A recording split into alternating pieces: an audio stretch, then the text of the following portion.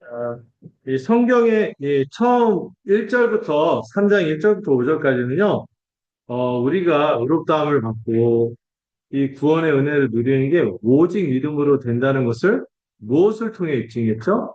경험을 가지고 입증했는데, 우리가 지금 뭘 받았다? 성령을 받았는데, 이 성령을 뭐로 받았다? 율법의 행위냐, 믿음이냐? 믿음으로 받지 않았냐? 그래서 이 성령으로 살아왔던 경험을 가지고 논증을 했습니다. 근데 이제 성령에 이어서 이제 뭘 가지고 입증하는 거예요? 이신칭의를 율법의 행위가 아니라 믿음으로 구원을 얻고 의롭다함을 받았다는 것을 이제 세 번째 성경의 증언을 가지고 입증하려는 거예요. 그래서 여러분들 그 읽다가 이렇게 몽롱해진다 하는 부분이 3장 6절부터 9절인데 이 본문을 한번 같이 읽어볼까요? 저와 함께 읽어보겠습니다. 아브라함이 하나님을 믿음에 그것을 그에게 의로 정하셨다 한가 같으니라. 그런즉 믿음으로 말미암은 자들은 아브라함의 자손인 줄 알지어다. 또 하나님이 이방을 믿음으로 말미암아 의로 정하실 것을 성경이 미리 알고 먼저 아브라함에게 복음을 전하되 모든 이방인이 너로 말미암아 복을 받으리라 하였느니라. 그러므로 믿음으로 말미암은 자는 믿음이 있는 아브라함과 함께 복을 받느니라. 아멘. 자, 이 본문의 핵심은 박스에 적혀 있죠. 아브라함이 믿음으로 의롭다함을 받았다면은 아브라함처럼 믿는 자들은 모든 자가 아브라함의 동일한 자손이 되어서 그와 함께 복을 받을 거다. 이게 성경을 가지고 입증하는 거예요. 여러분 창세기 15장 6절 역사적 배경을 지난주에도 말씀드렸지만 아브라함이 그때 상태가 좋았다고 했어요? 안 좋았죠. 물론 그 전에 이 15장 전에 아브라함의 사건을 보면은 318명 데리고 이 4대 제국과 다이다이 전문 용어 이게 붙어서 이게 다이다이라고 하기에도 민망할 정도로 말도 안 되는 거죠. 318명 데리고 대제국들을 물리쳤습니다. 그런데 아브라함이 골면소리로 뭐라고요? 내가 너의 방패요 상급이니라 하나님이 막 칭찬하면서 했더니 무슨 방패고 상급입니까?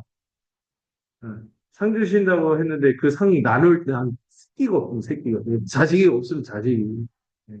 그리고 이 방패 얘기할 때 또 중요한 게 그 고대인들은요 자식들이 자기의 활과 방패가 된다고 그랬어요.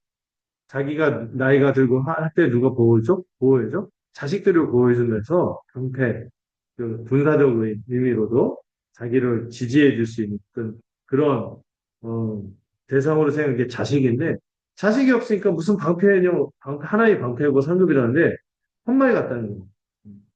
방패가 상급이니까 근데 예, 나한테는 뭐밖에 없다? 그 자식단 그러니까 약간 양자처럼 들고 있는 엘리에셀밖에 없습니다. 그것도 내 혈통이 아닙니다. 엘리에셀 그 표준세번역 보면 이렇게 벌립니다. 다마색 녀석, 다마스쿠스 녀석, 엘리에셀밖에 없습니다. 나한테 후사가 없습니다. 함소가 했는데 하나님 나한테 무슨 계획이 있습니까? 능력이 있습니까? 온갖 불신앙적 요구를 했는데 하나님이 옥상으로 따라와. 그래서 결복이 했죠. 근데 세상에 이 하나님 이렇게까지 설득했는데 이 하나님의 설복에 아브라함이 압도되어서 믿는 압도된 믿음이다. 하나님이 열심을 가지고 설득하니까 아브라함이 거기에 압도되어서 믿었는데 그 믿음을 하나님이 뭐 어떻게 의롭다고 여겨주셨어. 아브라함이 실제로 의로워서요?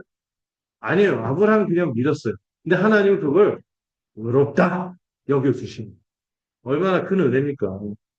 그래서 의로 정하셨다의 의미를 지닌 뒤에 거기 밑에 빈칸 아시죠? 칭의의 원형 할례가 생기기도 전 율법은 430년 뒤에 생기거든요. 그 전에 믿음으로만 하나님의 백성이 됐고 모든 약속을 아브라함이 받았어요. 뭐로? 믿음으로. 의로 정하셨다는 것도 그가 의롭게 되었다가 아니에요. 그가 의를 행했다도 아니에요. 누가 정하신 거예요? 하나님이요. 의롭다고 선언하신 거예요.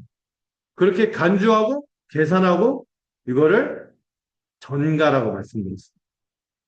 아브라함은 신용이 있어요?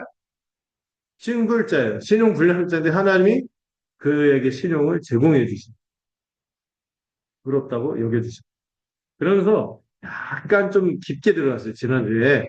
카톨릭하고 우리가 무엇이 다른가? 카톨릭은 의, 화. 우리는 칭, 의. 그 실제 어떻게 차이를 두고 설명을 했죠? 카톨릭은요, 우리가 변한다고 얘기하는 거죠. 우리가 근데 물론, 우리가 변한다고 믿어요. 똑같아요.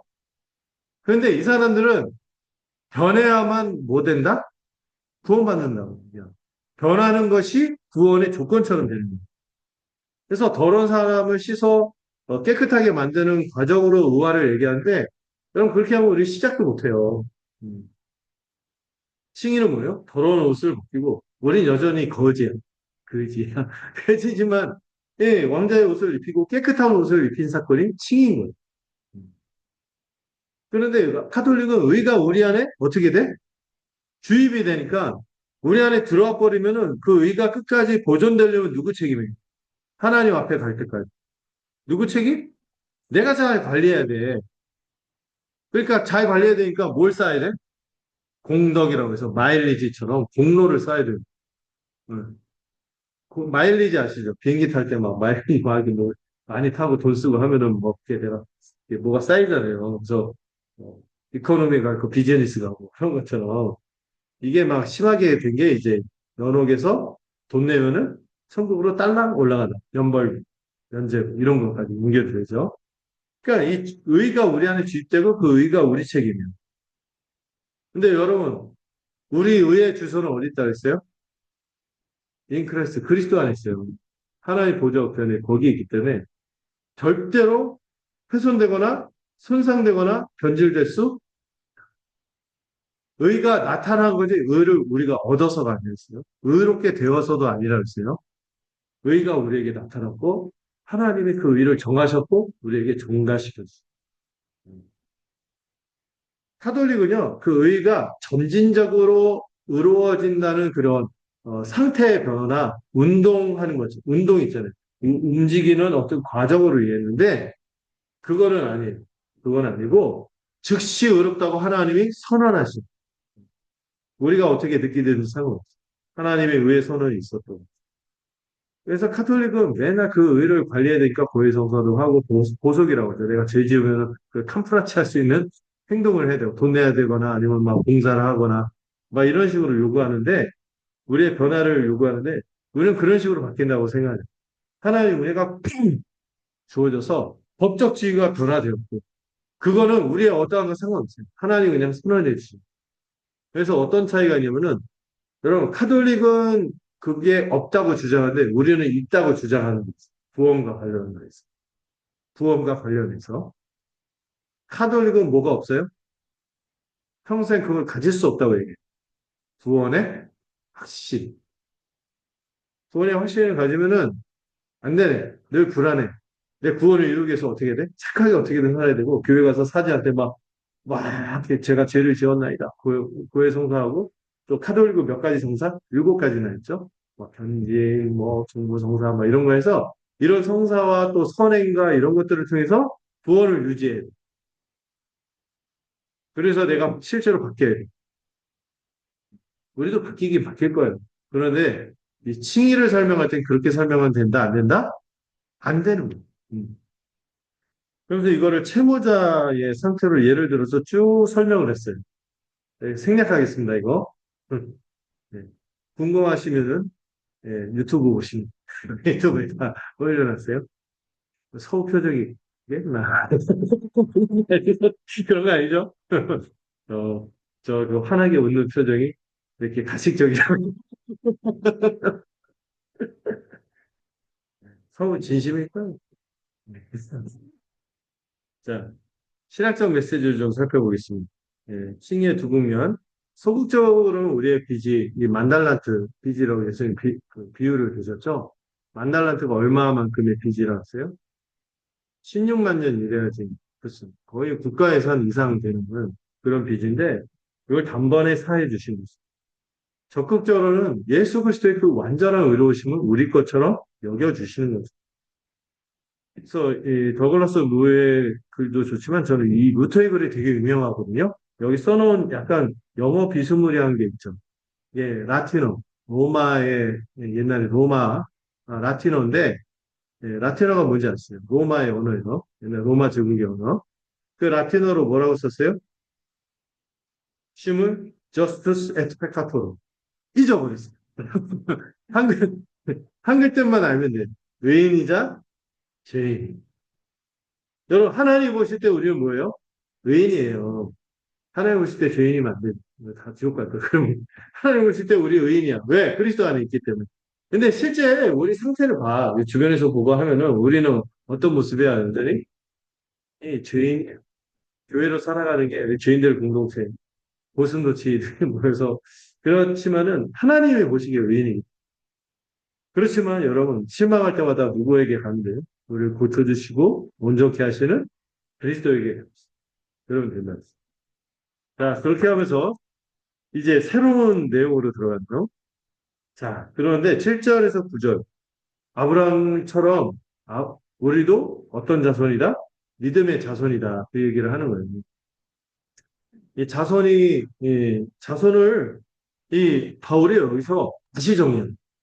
자손이 뭐예요? 아브라함의 자손이 누구냐? 혁명적인 선언을 하는데요. 이것 때문에 바울이 그렇게 미움받은 거예요. 누구한테? 유대인들에게. 나중에 바울이 예루살렘에 가려고 할 때 어떤 사람들이 있어요. 바울을 죽이기 전에는 먹지도 않고 자지도 않겠다는 40명의 유대인들이 결성될 정도. 암살단을. 바울을 그렇게 믿었어요. 왜냐하면 바울이 이신칭의 복음이 뭘 의미해요? 하나님의 자녀, 하나님의 백성이 될 때 아브라함의 후손이 되는 게 아니다. 누가 된다? 혈통적 후손이 아니라 믿음으로 된다. 이 얘기를 하니까 유대인들한테 뭘 부정당하는 거예요? 자기가 구원받은 하나님의 백성을 다 부정하는 거니까 그렇게 증오하고 바울을 잡아 죽이려고 막 하는 거예요. 음. 자, 이 바울의 혁명적인 선언을 좀 들여다보자. 박스를 보면은 유대인은요, 아브라함의 자손은 당연히 누구? 자기들 혈통적으로 유대인이니까. 유대인이라고 하면은요, 혈통 중에서도 순혈이에요, 순혈. 순혈이 뭔지 알아요? 순수 혈통. 왜? 유대인 말고 또 어떤 사람들이 있어? 사마리아인 있잖아. 걔네들은 뭐예요? 잡종, 특이. 특이란 표현 이제 쓰면 안 되죠. 이게 뭐, 이게 피가 섞여서, 더러운 피가, 이방인의 더러운 피가 섞여서, 이렇게, 쟤네들은, 유다 지파, 그 남유다의 그 베냐민까지. 그 사람들 알면 다, 응, 후루꾸다. 이렇게 얘기한 거예요. 예? 다 말도 안 되는 것들이요. 그래서 하고 자기들만이 하나의 백성이라면서 얼마나 거룩한 척하고 구별된 척하고 그렇게 살았습니까? 당연히 그들은 관습상 뭐를 했어요? 외과 수술을 했으니 8일. 날 때부터. 8일 안에 딱 받았어. 그리고 평생 뭘 지켰어? 율법. 뭐 정결법도 있고요. 절기도 있고요. 뭐 온갖 도덕법 이런 것들을 해서 자기는 지켜왔다는 자부심이 있는 사람입니다. 그런 사람들이 당연히 하나님의 백성이지 이렇게 생각하는데 바울이 그거를 흔들어 버린 거예요. 그런다고 하나님의 백성이 되는 거예요. 바울은 뭐라고 선언하는 거예요? 아브라함의 자손은 혈통이 아니야. 아브라함처럼 믿는 자가 하나님의 백성이 되는 거야. 믿는 자, 믿음, 혈통과 무관하다. 할례 받았다고 하나님의 백성이 아니에요. 근데 여러분 이게 바울이 독창적으로 말하지 않았어요. 이 하나님의 백성으로 나중에 출애굽하고 모세가 그 광야를 지나서 모압 평지에서 백성들한테 얘기할 때 겉되기 할례가 진짜 할례가 아니라 손으로 하는 할례, 육체에 받는 할례가 아니라 어디에 할례를 받아야 돼?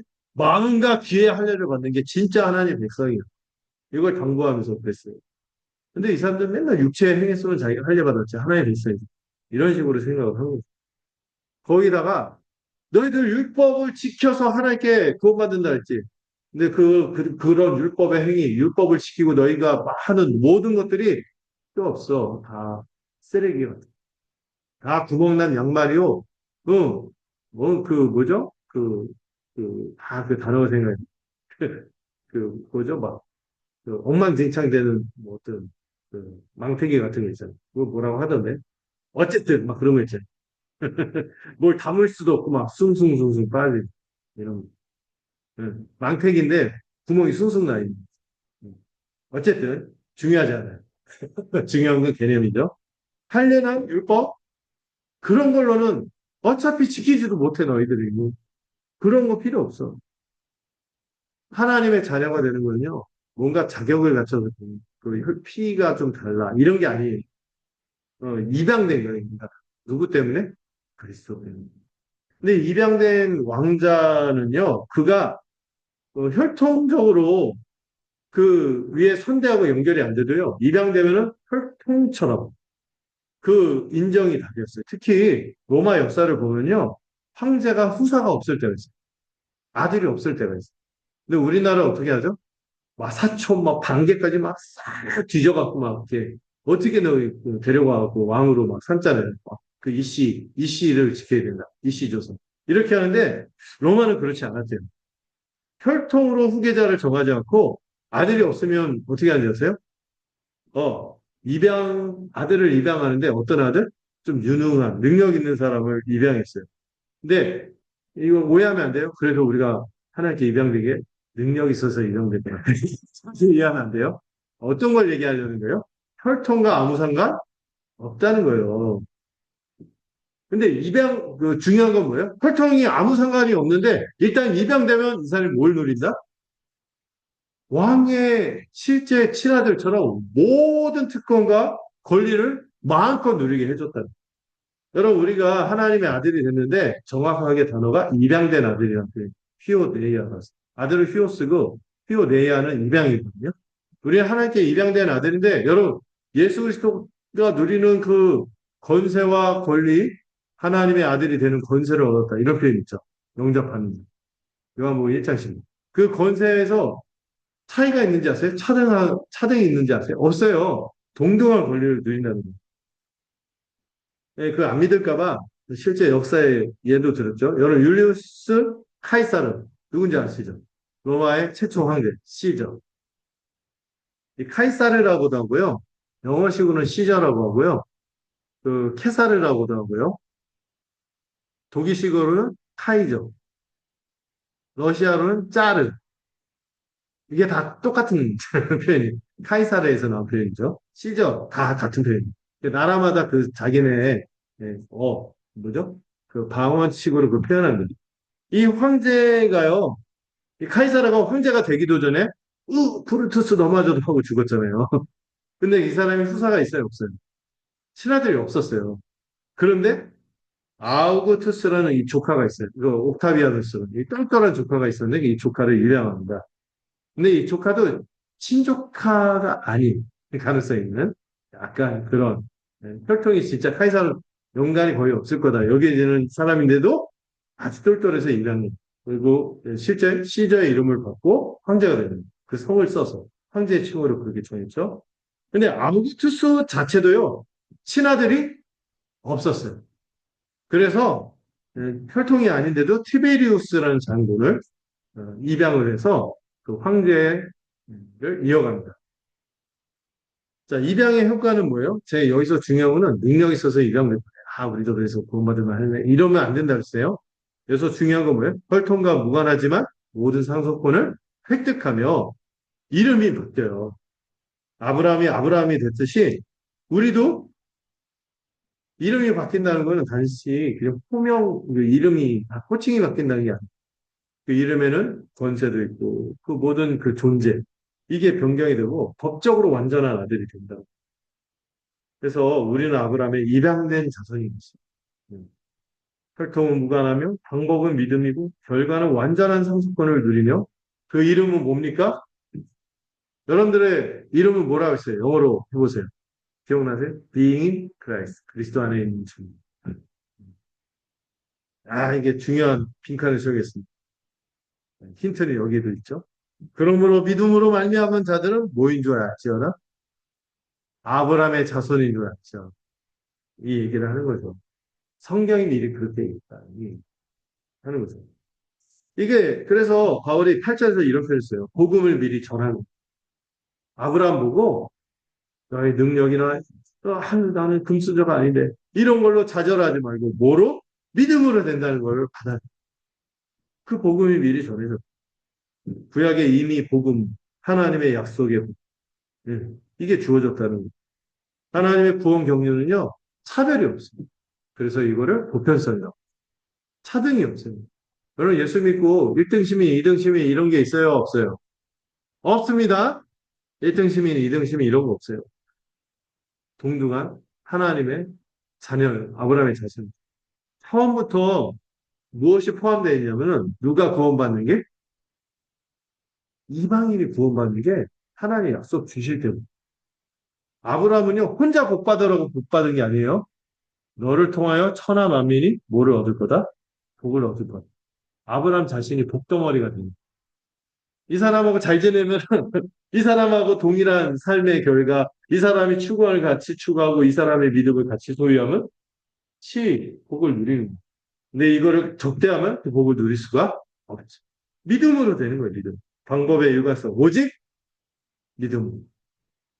그리고 이거를 공동으로 상속한다는 거죠. 그래서 함께라는 표현이 있는 거고, 차등이 없는 동일한 복을 공유하는 것이며, 현재 진행형 축복을 누리는 거죠.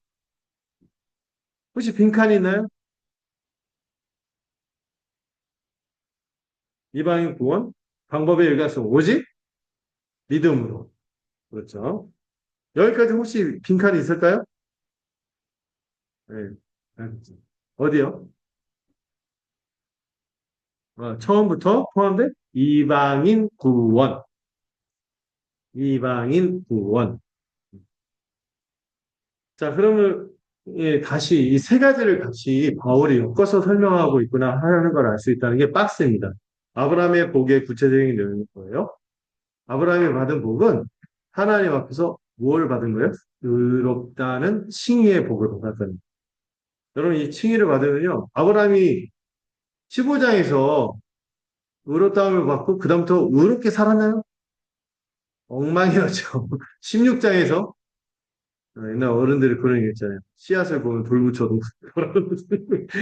그런데 이 하나님이 원하는 자녀를 낳지 않고 엉뚱한 자녀를 낳죠. 인간적인 시도 이스로. 그럼에도 불구하고 그의 뒤에 그 엉망인 삶이 계속 나와요. 아, 그렇게 많이 엉망은 아니지만 하나님을 온전하게 신실하게 의지했다고 보기에는 참 연약한 모습들이 많이 나오죠. 아내를 한 번 판 거 첫 번째 팔았을 때는 이해가 안 되죠. 그래도 이해해 줄 수 있었어요. 뭐 바로가 내놔라 하는.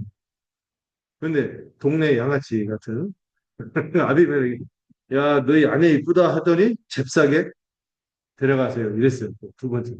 두 번이나 그랬어요. 저 같으면 죽여버렸어요. 그런데 하나님이 그는 선지자다 하면서 막 아비멜렉을 오히려 혼내죠. 이 하나님의 이 모든 죄를 사해주 완전한 사 과거뿐만 아니라 현재뿐만 아니라 앞으로도 우리가 연약하겠지만 그 모든 것을 누가 사해 주시는 거예요? 하나님 의롭다고 하시면서 사해 주시는 거죠. 의를 적극적으로 전가하며 하나님 앞에 여전히 서 있어요. 자기. 저는 정말 22장인가 21장인가 이해가 안 됐어요. 이렇게까지 아내를 두 번이나 팔아먹는데 어떻게 이 사람을 이방인 앞에서 그는 내 선지자 이렇게 얘기하면서 그의 편을 쓰시며 이렇게 옹호하시 이해가 안 되는데 이 이신칭의 복음을 묵상하니까 알겠더라고요. 그래 보면서 우리도 좀 뭘 가지라고? 소망적으로. 우리 지금 우리 꼬라지에 낙심하지. 하나님은 여전히 누구의 편? 그분을 믿을 때 우리의 편이 되주시는 것이죠. 두 번째 아브라함의 복이 뭐예요? 성령의 약속이죠. 14절과 연결되는데 우리가 믿는 순간 성령님이 우리 안에 계실 거예요. 하나님과 교제가 시작이 되고 능력 있는 삶을 살아가겠죠. 그리고 여러분 성령은 뭐의 증거를 합세요? 때바 하나님의 백성이라는 증거를. 그러면 세 번째, 하나님 나라를 상속받는다는 거예요. 아브라함의 복은. 아브라함의 복은 창세기부터 계시록까지 줄기차게 얘기하는 하나님 나라를 이 에덴 동산부터 시작해서 새하늘 새 땅에 이르기 완전한 천국에 이르기까지 이거를 우리가 거저 받게 됩니다. 누가 이걸 받을 수 있어요? 자녀된 자. 그 자녀의 신분을 가진 자요. 영원한 생명을 누릴 것이며 새하늘 새 땅이라는 영원히 망가지지 않는 삶의 터전. 여러분 살고 있는 삶의 터전은 퇴색되잖아요. 아파트가 점점 녹물이 나오기 시작하고 시간이 지나면 또 막 페인트 칠도 벗겨지고 벽지는 여러 같은 돌발 변수가 있어서 흰 소파를 집에 들일 수가 없고 우리가 살자고 막 이렇게 하는데 여러분 우리가 다음 세상은 어떻습니까? 눈물도 없고 애통함도 없고 모든 상실도 없고 이런 기쁨, 이 모든 상속권이 아브라함의 복임. 음. 존 스토트의 글을 한번 우리 힘은 형제 한번 읽어볼까요? 하나님의 친구 할례를 입었고 아직 그걸 믿지 않았는데 그는 단지 하나님을 믿었기 때문에 그렇다. 그렇죠. 할례도 없고요. 율법도 주어지지 않고 아브라함이 여전히 계속 헤맬 거예요. 그럴 가운데도 하나님이 그를 의롭다고 여겨주셨어요. 여러분 우리의 구원이 그런 거예요. 나는 여전히 믿음이 없어요. 저는 여전히 그런 것 같아요. 그러지 마세요. 원래 믿음은 하나님이 주시는 거.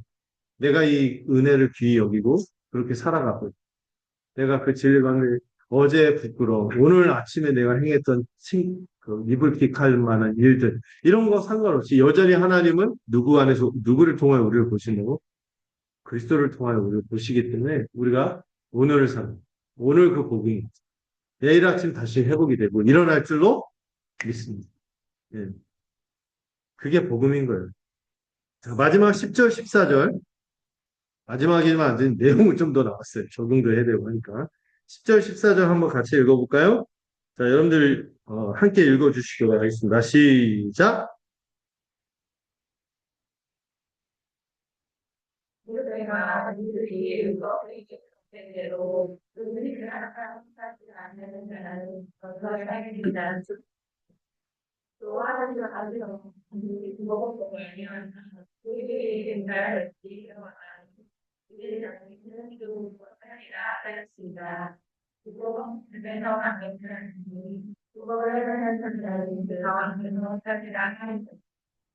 그래서 우리를 위하여 너무 받았다. 그거를 저들에서 우리를 속상하였으니 그것들과 나귀를 된장받아 그들을 대단하다. 이는 그리스도 예수 안에서 아브라함의 복이 이방인에게 미치게 하고 또 우리로 하여금 믿음으로 말미암아 성령의 약속을 받게 하려 함이라. 아멘.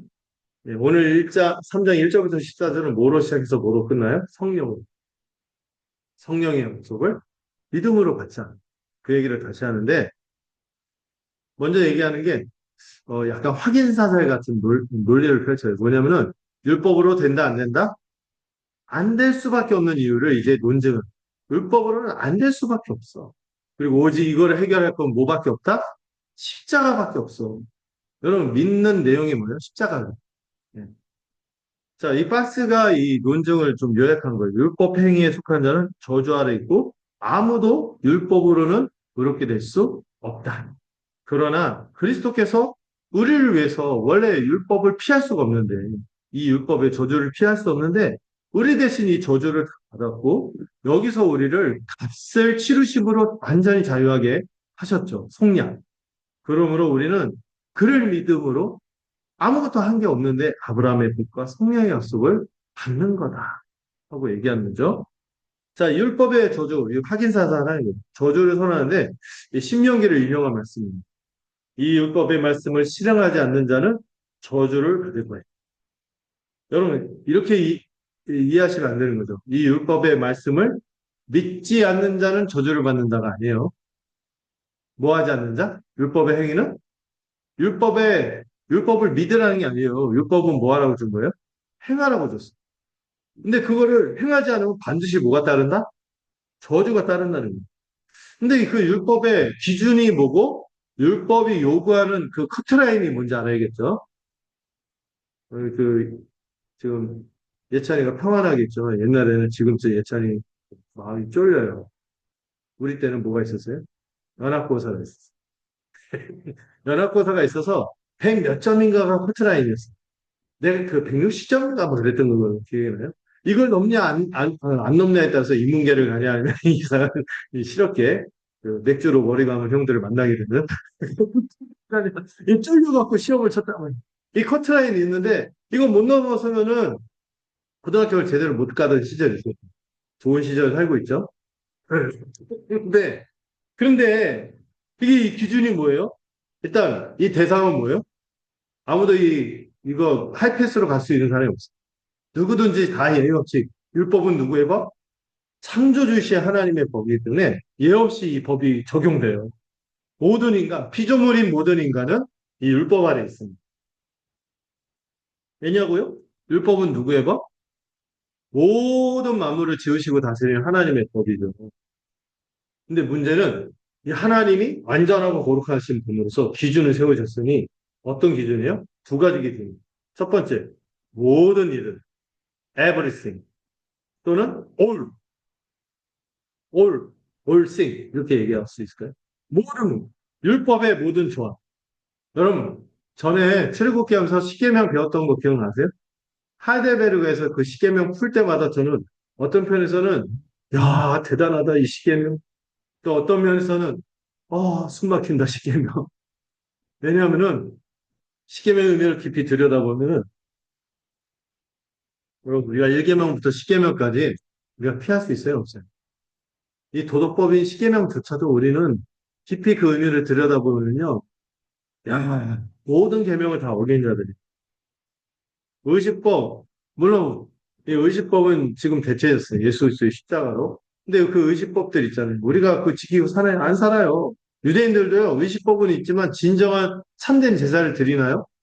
미가서에 그런 표현이 있거든요. 너희가 만만해 수양과 천천에 막 제물을 바친다 아니고 내가 원하는 것은 인자를 사랑하고 하나님과 동행하며 신실하게 살아가는 그게 내가 원하는 제사인데 그 제사 드리나요? 못 드려요. 그 다음에 시민법, 정결하게 살기 위해서 막 음식 가리고 손도 씻고 하는데 예수님이 말씀하시죠? 손만 씻어대서 되는 줄 아냐? 더러운 것, 밖에 있는 것들이 너희를 더럽게 하는 거야. 누가 너희를 더럽게 하는 줄 알아? 너희 안에 더러운 마음. 너희가 이미 망가져 있기 때문에 아무리 겉을 씻어대고 이렇게 하고 모든 도덕, 철학, 유교 같은 것도 막 우리 옛날 선배들 뭐라고 더러운 말을 듣으면 귀를 씻고 더러운 걸 보면 눈을 씻으면서 숭배에 청렴한 도리를 따른다. 근데 그들조차도 그 마음속에 혼자 있을 때 더러운 마음이 드는 걸 어쩔 수가 없어요. 주체할 수가 없어요. 위선을 부리지만 안 되는 거예요. 시민법, 정결법 지킬 수 있는 사람은 뭐예요? 유대인이 이방인 가르고 저들 더러운 이방인의 문화를 따라가지 않겠노라. 거룩한 유대인의 문화로 살겠노라. 하더라도 숨을 헛짓하는 게 우리죠. 안 돼요. 모든 일을. 하나라도 이 기준 618개, 600 몇 개죠? 이제 헷갈리네. 613개.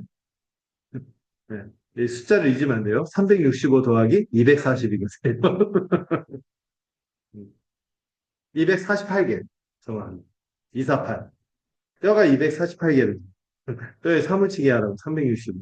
맞아서 613개인데, 안 돼요. 모든 거. 야, 나는 교통법규를 철저히 지켜. 나는 절대 길거리에 쓰레기 버리지 않아. 난 좀 괜찮은데? 제가 어렸을 때 했던 생각이죠. 공중도덕 철저히 지켰거든요. 그러면서 친구들끼리 모이면은 씹어댔죠. 친구들, 제 말이 같은 막 맨날 그 약간 스트리게 하면은 약간 나쁘게 얘기하는데 좀 더 보태서 막.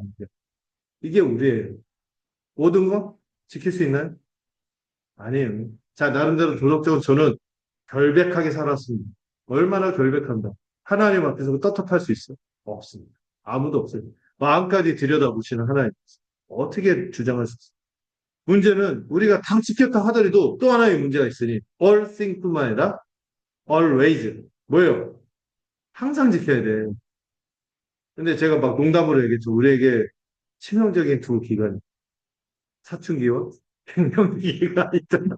남자도 갱년기 장난 아니더라고. 애견남이 되면서 막 괜히 울고 막 삐지고 이러고 제가 그런다는 얘기는 참아 못하겠어요.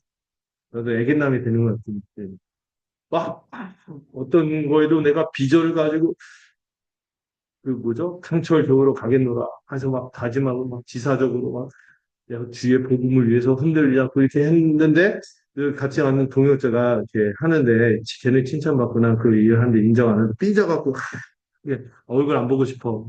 이게 우리예요. 음. 항상 지키나요? 끊임없이 평생 동안 단 한 번의 실수도 불허하는 이 하나님의 앞에서 누구든지 야고보서 2장 10절을 보면 야고보도 똑같은 얘기를 합니다. 온 율법을 지키다 그 하나를 범하면 어떻게 되는 거예요? 거의 불법자예요. 범죄자예요. 하나님. 결론 우리는 모두 뭐 아래 있습니다. 저주 아래 있을 수밖에 없다는 얘기를 하는 거죠. 자, 그래서 제가 예를 들었는데요. 율법은 99% 깨끗한 유리잔이 아니라 100% 완벽한 잔을 요구한다. 여러분, 저기 보이는 화면에 보면 유리잔 있죠? 아름다운 크리스탈 잔 있어요. 근데 자세히 보면 뭐가 보여요? 금이 짜작 갔어요. 여러분, 저 유리잔 쓸 수 있어요? 조금만 뜨거운 물이나 조금만 찬물 이렇게 하면 푹하게 깨져갖고 다칠 수 있어요. 실금 하나만 가도 죄 하나만 지어도 율법 앞에서는 이런 깨진 잔처럼 저주 아래 있을 수밖에 없어. 파괴될 수밖에 없어. 그 자신도 파괴하고 또 이것도 폐기 처분할 수밖에 없는 그런 대상이 될 수밖에 없는 예, 깨진 잔인데 하나님 앞에서 우리의 모습이 저런 거. 저주는 뭡니까? 하나님의 심판이요.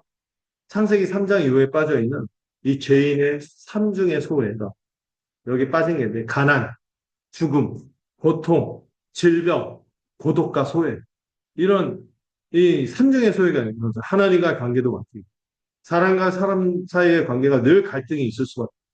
우리가 살아가는 삶도 늘 촉박해요. 요즘 청소년들 참 걱정돼요. 우리 때보다 이 직업 선택의 자유가 훨씬 더 없어질 거예요. 뭐 AI니 뭐 해서 어떻게 펼쳐질지 모르겠어요. 직업이 막 한 5년 뒤 정도 되면은 없어진다 막 이런 얘기도 음. 인류 상태가 그렇습니다. 궁극적으로는 문명을 발전한다는데 왜 우리의 삶은 여전히 이렇게 힘겹고 고독하고 예, 적막하고 그럴까요? 그런 거예요. 죄 때문이죠. 이게 뭐예요? 하나님의 저주란 죄로 인해. 자, 신학적 메시지를 좀 살펴볼까요? 율법의 위치는 거룩의 기준이지만 뭐는 아니다? 의롭게 하는 수단은 아니라는 것을 기억하십니다. 율법은 모든 것을 항상 거기다 사실은 예수님이 와서 저자직강으로 그 의미를 얘기했는데 어떻게 지켜야 된다? 마음 깊이 지켜야 된다. 타락한 우리의 한계는 어떻습니까? 이 요구를 충족하는 것이 불가능하죠. 근데 여러분 율법의 실제 기능은 뭐예요? 의롭게 되려는 길이 아니라는 거예요. 여러분 죄를 드러내는 거울입니다. 여러분 아침에 나갈 때 이거 안 보면은 화장이 뜨고 눕고 믿겨 있고 막 더럽잖아요. 그냥 나가면 내가 막 난 날 때부터 아름다워 이런 생각이 나가겠지만 거울만 보면 어때요? 이렇게 그 새창도 메이크업 이렇게 해야 되는 거죠. 근데 이 거울은 뭐예요? 우리 자신을 드러낼 뿐이에요. 율법은 절대 치료책이나 그 회복하게 하는 이런 어떤 그런 게 될 수가 없다는 거예요. 회복책이 될 수 없어. 그냥 우리의 상태를 알려주는 진단서일 뿐. 율법으로 하나님께 인정받고 하는 순간 당장 불법자로 들어가는 거죠. 예, 그러면은 하나라도 어길 때도 영원한 형벌입니다. 아무도 벗어날 수 없죠. 그래서 율법은 뭐하다? 11절에서 아무도 그렇게 되지 못할 것이 분명하다. 그러므로 율법은 무능하다는 거예요. 율법 자체가 나쁜 게 아니라 율법은 죄인인 우리를 의롭게 하기에는 무능하다는 거예요. 그래서 하박국 선지자도 얘기했죠. 의인은 뭐로 말미암아? 믿음으로 말미암았습니다. 하나님 앞에서 아무도 분명 논쟁의 여지 없이 예, 그렇다는 거죠. 자, 12절. 자, 이 두 가지 원리를 대조하는 거예요. 율법의 원리와 믿음의 원리를 대조하는 거죠. 레위기 18장 5절에서 하나님 말씀하시는데 원래는 사실 뭐로도 살 수 있어요? 내 규례와 법도를 지켜라. 율법을 지켜라. 이대로 행하면 그로 말미암아 살 거다. 사실 원리 율법대로 살면 살 수 있어요. 그건 맞아요. 문제는 율법이 문제가 아니라 우리가 그렇게 못 사는 거예요. 자, 율법과 믿음의 원리를 이 복음의 원리를 제가 그림으로도 설명했는데 네. 율법은 뭐예요? 물에 빠져서 나는 혼자 살 수가 없어요. 여러분 제가 어렸을 때 물에 빠졌던 경우 있어요. 지금도 물 공포가 있는데 물에 빠지는데 막 공포에 휘저었고 막 팔다리는 쥐가 나갖고 막 못하고 있는데 눈이 뒤집어졌고 막 사물도 안 보이고 막 그러는데 밖에서 외치는 거예요. 수영해라! 수영해! 나와! 그걸 살 수 있어! 그게 율법이라는 거예요. 내가 행해야 된다는 것이요. 내 능력을 의지해야 된다는 것이요. 자기 의를 통해서 구원받아라는 것이요. 행위를 하면 생명을 준다는 것이 율법이에요. 그러나 믿음은 뭐예요? 저 그림이 이상하다. 삼손이거든요. AI가 이런 한계가 있어. 이상하게 그려. 자, 아마 시간차로 그린 것 같아요. 하나는 내가 못하는데 누가 와서 네 손을 잡는다? 하늘에서. 구조는 그런 거. 믿음의 원리는 뭐예요? 내가 구원을 베푸니 뭐하라? 받으라. 음, 하나님이 주시는 거. 하나님의 해가 아니라 은혜를 의지하는 거죠. 하나님의 은혜를 의지하는 거예요. 이 글자가 하나 빠졌어요. 믿음의 눈이 있으면 보일 거예요. 은혜가 보일 거예요. 그 다음에 의는 정가된 의이고 그리고 이게 기가 막히게 다른 거죠. 모든 종교들이 행하라 그러면 산다. 구원받는다. 네가 괜찮아진다는 거죠. 복음은 어떤 거예요? 하나님이 우리를 살려주신 생명을 주시고 그러면 너희가 거룩하게 살게. 이게 다른 거죠. 자, 이거를 수용자가 입사 직전의 사람이라는 걸로 해서 밑에 글로 다 푸는 거죠. 인간의 상태, 입사 직전. 전적인 무능력이. 율법의 원리는 이렇게 제시하지만 뭔가 행하면 살려주겠다 하지만 불가능한 것이고. 율법의 결과는 결국엔 뭐예요? 이거를 이행하는 게 불가능하죠. 어떤 도움의 속길이 없으면 그냥 죽을 수밖에 없어요. 음. 그러나 복음의 원리는 이 구조자가 선행적이라는 거는 뭐예요? 먼저 구출을 행한다는 거죠. 그때만 가능한 거예요. 그 복음의 방식은 우리가 뭘 잘하지도 않고 우리는 오히려 하나님을 적대하고 원수일 수도 있어요. 그런데도 하나님이 그를 살려주셔서 순종하도록 교육하는 게 복음입니다. 핵심적인 대비가 뭐랬어요? 구원 순서가 완전히 다르다는 거죠. 제가 수십 번 얘기했지만 어떤 스님이 그래서 기독교로 갈아탄 이유가 여기 있다는 거죠. 내가 맨날 면벽 수도하고 삼보일배하고 맨날 새벽부터 일어나갖고 막 잠 졸리면 죽비로 맞아가면서 그래서 삼천배하고 이렇게 해야지만 간신히 도달할 수 있는 구원은 기독교는 그냥 거저 주고 그러고 나서 사라지게 하더라고. 그렇게 거룩하게 살도록 하더라고. 그래서 내가 바꿨다. 종교를 행위가 아니라 은혜를 위해서 종교.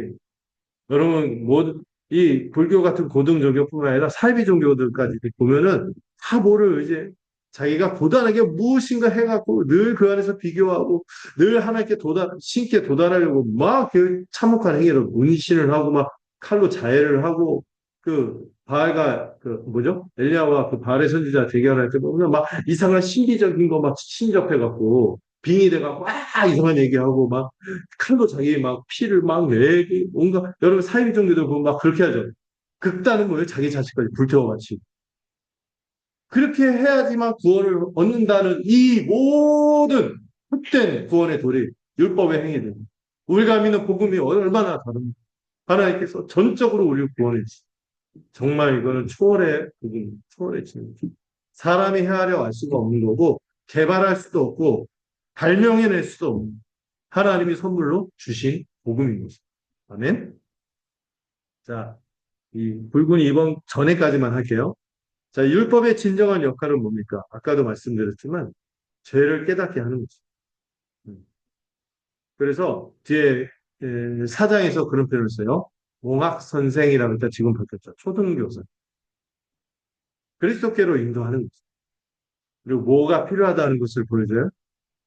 철저히 은혜가 필요합니다. 3대 여러분들 복음의 진술 아시죠? 오직 은혜, 오직 믿음, 오직 그리스도. 오직 은혜. 스토트의 글을 이번에 우리 왼 오른쪽에 있는 우리 안나자매님 한번 읽어볼까요? 그들이 주시는 기억하는 것도 아니라 인간이 있다. 물고기 위기에 현실을 이루어야 그들이 현실이다. 스스로가 인정할 것이다. 그렇죠. 네, 존 스토트가 역설적인 표현을 한 거죠. 율법의 아래서 내가 얼마나 좌절할 수밖에, 얼마나 더러운지 아는 자가 얼른 이거를 벗어나기 위해서 그리스도에게 달려가게 하는 것이 율법의 기능인 거죠. 여기까지 하고요. 다음 주에 또 차차 살펴보도록 하겠습니다. 음. 네, 오늘도 말씀 붙잡고 좀 기도하고자 하는데요. 음, 예. 혹시 여전히 우리가 우리의 행위나 우리의 어떤 애씀으로 이 구원에 도달하려고 하고 우리가 좀이라도 나은 사람이 되려고 이렇게 애썼던 것들이 혹시 우리의 자기 의를 의지해서 겪게 되는 그런 허망한 고단함이 있는지 여전히 우리의 신앙생활이 숙제로 다가오고 짐으로 다가오는 내가 복음을 아직 모르는 복음에 깊이 잠기지 않아 이런 깨달음으로 다시 복음 가운데 설 수 있는 우리가 되기를 원합니다. 내 힘이 아니라 성령의 능력으로 살아가는 오직 믿음으로 옳게 되었음을 확신하고 무엇보다도 우리의 쓴과 상관없이 우리 주 예수 그리스도께서 그 십자가 보기만 해도 몸서리치는 그 두려움의 현장에서 우리 대신 그 모든 두려움을 끌어안으시고 피투성이로 우리를 자유케 하셨음을 기억하고 감사하는 우리 모두가 되기를 바랍니다. 그래서 날마다 성령으로 살아가고 성령의 기쁨을 누리는 건데 우리가 종리한 자녀로서 살아가는 삶을 확신하고 이 복음 안에서 살아가는 우리 귀한 모든 지체들이 되기를 소망합니다. 주님 오늘도 이 복음의 은혜를 깨닫고 내일 살아내고 내 삶에 여러 가지 불안정하고 이런 것들이 있다 할지라도 하늘이 주는 평강을 놓치지 않고 살아가는 우리 모두가 되고 우리를 붙들어 주시옵소서. 이제 복음을 묵상하며 복음을 붙들고 기도하는 시간 갖도록 하겠습니다. 함께 기도하겠습니다. 하나님 아버지 은혜라고 할까요? 주시옵소서. 몸을 길어 주님 하고 신실하신 하나님 아버지 오늘도 이 갈라디아서 3장의 복음을 통하여 진리를 깊이 깨닫도록 우리를 인도하여 주시옵소서. 십자가 복음을 모르고 율법주의로 돌아가는 우리의 어리석은 모습이 있을 때마다 이 하늘의 진리를 깨닫게 하시고 계속해서 붙잡게 하시고 자유를 누릴 수 있는 우리 귀한 지체들 되도록 붙들어 주시옵소서. 모든 일을 항상 해야 한다는 압박감에 시달리거나 충분하지 않다는 정죄 아래 살기도 때로는 우리 주님께서 우리 대신 치르신 그 은혜의 깊이와 감격을 알지 못하고 무무감으로 또 짐처럼 여기면서 신앙생활했던 우리의 어리석은 모습을 돌이키고 주여 성령께서 역사하여 주시옵소서. 우리 주님이 우리를 위해서 치르신 대가의 크기를 알게 하시니 우리 또한 그 은혜 가운데서 얼마나 어마어마한 축복을 누리게 되었는지 알게 하여 주시옵소서. 이미 의롭다함을 받았으며 성령의 약속을 받았고 이 하나님 나라의 영원한 영생의 복락을 누리게 되었음을 소망으로 품게 하십니다.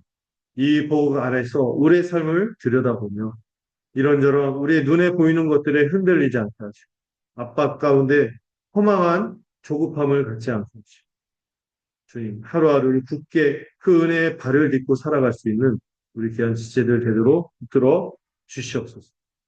성령으로 시작하였다가 어리석게 육체로 마치는 우리들이 되지 않게 하시고 끝까지 성령의 능력과 우리 주 예수 그리스도의 은혜로 살아가도록 붙들어 주시옵소서. 우리가 아브라함의 자손이고 이미 하나님 나라 자손임을 확신합니다. 우리가 무엇을 잘해서가 아니라 단지 믿음으로 되어진 것을 믿습니다. 우리가 이 세상을 살아갈 때 복음의 자유 안에서 성령의 능력으로 살게 하시고 이 십자가 사랑을 기억하며 감사와 찬양으로 주님께 영광 돌리는 삶 살도록 우리를 붙들어 주시옵소서. 우리를 사랑하시고 십자가에서 오롯이 우리의 모든 저주를 대신 받으신 우리 주 예수 그리스도의 이름으로 기도드렸습니다. 여러분들 수고 많으셨습니다.